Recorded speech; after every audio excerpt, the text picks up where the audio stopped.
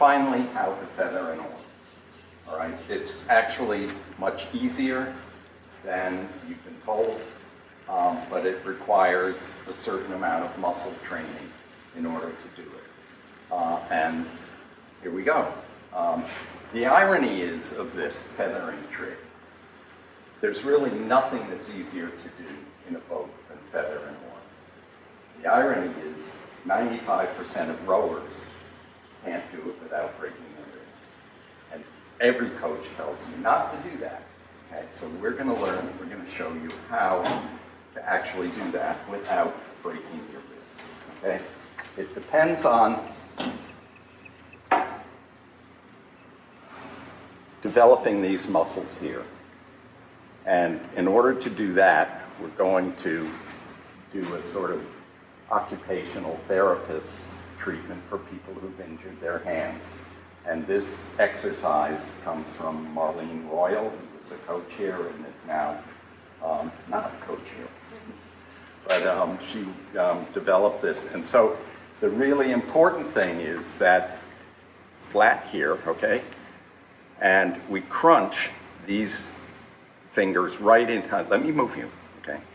There you go. Crunch them right in. And they have to stay crunched in like that. And then the process is depressing these big third knuckles and raising the second without using there.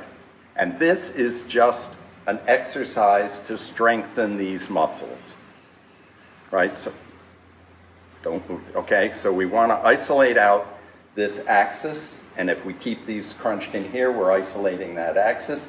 If we let the fingers come out, then we're working this axis, which doesn't help us feather an oar.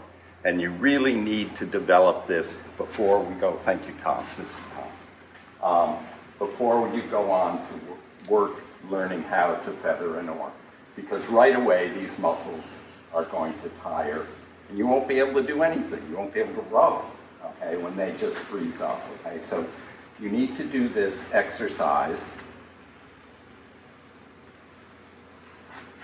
until you can do it for a long time. And so here is, it also depends, of course, on proper handhold. When you take the oar, if it's squared, these big third knuckles want to go right on the crest, or just maybe aft of the crest of the handle, all right? And then there are two tricks that nobody tells you. It makes it an awful lot easier if you remove your thumb, okay?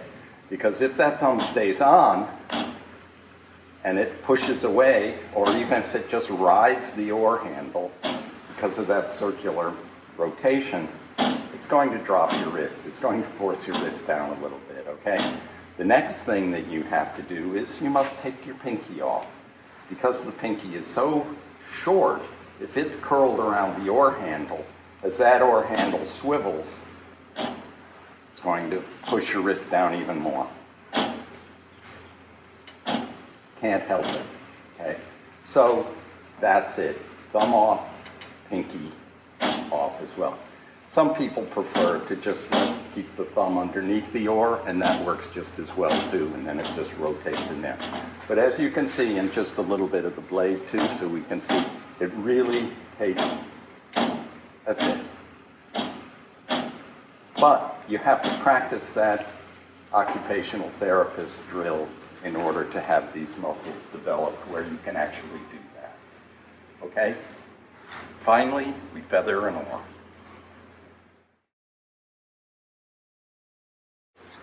This is Amy, and she's another Florida Rowing Center student, and she's going to demonstrate, again, the importance of keeping these in tight and depressing these big third knuckles, raising the second knuckles, and you can see there's no movement of the wrist. Feathering and squaring. Well done. Thank you. Thank you.